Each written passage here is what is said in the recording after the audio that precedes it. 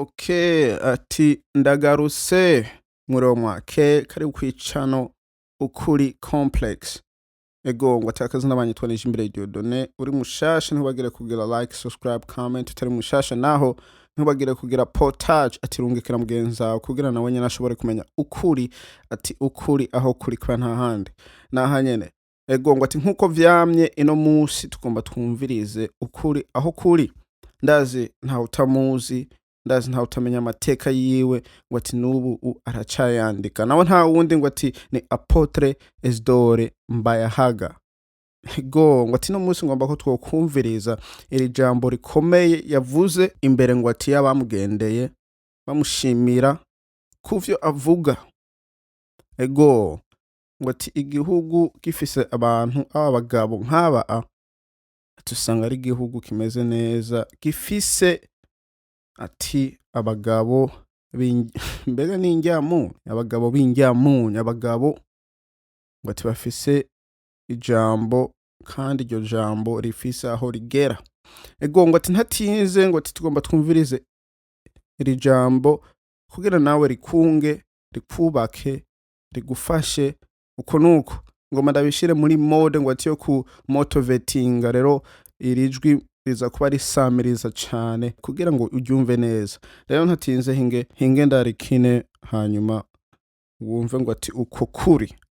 Ego rero byiza nuko umuntu wese yomenya Imana y'abanyabwoba akajya mu gatwara muzokabwiye n'abantu uzogira ubwoba bw'icaha uzogira ubwoba bwo kubesha no kuja mu mafuti no kuja mu bintu bitari byo, ariko mu by'ukuri hageze kuvuga ukuri uwo kuvuga atabwo bufise utitaye ku nkurikizi zabyo. Nico ciza kuko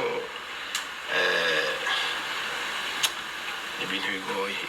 Igihugu ni ikintu gikomeye cyane ku buryo ukibuza ububuza ibintu byose nta kintu uzigaranye nubwo boguha inguru rimeze gute kugira ngo uhemuke igihugu cyawe uzoyirya yihere mugabe igihugu kigupfanye farana. Nta muntu umwe nawe yotunga amafaranga menshi iyo atari wawe yumva yuko afise iteka rikwiriye. Ni ukuri tibikunda urababara ufise byose mugabo kubera utagira uburenganzira utagira iwanyu. Rero murabizi yuko amahoro n'umutekano dufise byatwaye ikiguzi kinini cyane. Burya twabuze abantu benshi, igihugu carabuze abantu baramugaye, abandi barahomba ibyabo, abandi nyene baramererwa nabi kugira ngo aya mahoro turimo n'umutekano biboneke. Ni byiza yuko rero kuba warabirose utokwemera ubundi muntu ashobora kuza kubikwaka. Ico mwoba mupfa ariko icyo mupfa nacyo n'igihugu. Iyo hagize umuntu azava hanze canke agituka ari hanze, menya namwe ko mukwiye gutera igihugu bakabona ko cyabyagahungu. Nibyo byiza mukabyigisha n'abana mukababwira muti burya nta muhungu yarezwe neza kwisi se muzima barashe mu mugongo umwanzi yateye bafuma kubitizo mu gituza mugabo uri kuja ku rugamba. Rero ni byiza rero umuntu wese ahari rero niyo bari byiza ko abyumva ko tugafatana mu nda tukagira urunani mu butandukane bwacu bwose. Ibyabaye bikatubera ibyigwa tukamenya yuko tugomba twubakira abana generation ziri inyuma, ibindi bakazobisoma mu bitabo na mwariya twese twabitahuye. urumva ngo ati nta vyinshi tworinda kuvuga ku iyi video ngo ati vyose vyivuzwe kimba ngo ati taratahura ukuri icarico sinzi ngene uzogutahura. Ego ngo ati Apotre Mbayahaga yubahwe ngo ati ibintu akora avuga vyubaka ngo ati abantu benshi biha abantu gutahura biha abantu kumenya.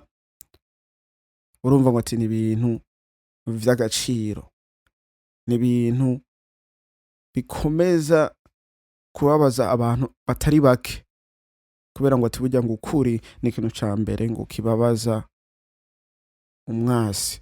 Ukuri ngo ati ni ikintu ca mbere cubaka urukundo ukuri ngo ati ni ikintu ca mbere gishobora ni gusambura burya ngo ati ukuri kuri mu mpande zose mbega ngo ati wewe uhagaze hehe rero ngo ati niyo mpamvu ndagomvye yuko twokumviriza ino audio hamwe ngo kugira nawe ubwire ico wumvise ubwire nawe ico wokubakiye mu buzima bwawe ubwire nawe ati ico wokoze ati muri rusange ngo ati ukuri kubaka vyinshi ukuri kumenya benshi mugani ngo ati abagukorerako abaguserura abagushira hanze ngo ati ni bake ego aka video karaka akari gato mwagakunze mukagira like mukarungikira bagenzanyu kugira nabo nyene bashobore kumva ukuri aho kuri kubera nta handi naha nyene akazina ngo ati banyitwanije imbere Dieudonné tuzosubira kubonana twabonana peace. Rero byiza nuko umuntu wese yomenya Imana y'abanyabwonko akajya mu gatwara muzokabwira n'abantu uzogira ubwoba bw'icaha uzogira ubwoba bwo kubesha no kuja mu mafuti no kuja mu bintu bitari byo ariko mu by'ukuri hageze kuvuga ukuri no kuvuga atabwo bufise utitaye ku nkurikizi zabyo nico ciza kuko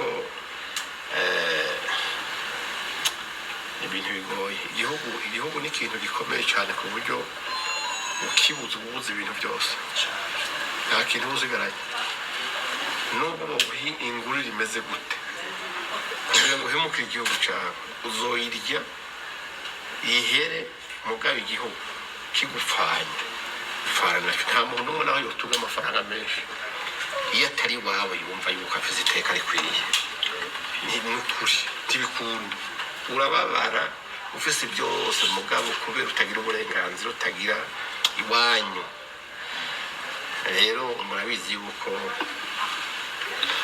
amahoro n'umutekano dufise byatwaye ikiguzi kinini cyane burya twabuze abantu benshi igihugu carabuze abantu baramugaye abandi barahomba ibyabo abandi nyene baramererwa nabi kugira ngo aya mahoro turimo n'umutekano biboneke ni byiza yuko rero kuba warabirose utokwemera ubundi muntu ashobora kuza kubikwaka ico mwoba mupfa ariko icyo mupfa nacyo ni igihugu iyo hagize umuntu azava hanze canke agituka ari hanze menya namwe ko mukwiye gutera igihugu bakabona ko cyabyagahungu nibyo byiza mukabyigisha n'abana mukababwira muti burya nta muhungu yarezwe neza kwisize se muzima barashe mu mugongo umwazi yateye bafuma kubita izo mu gituza mugabo uri kuja ku rugamba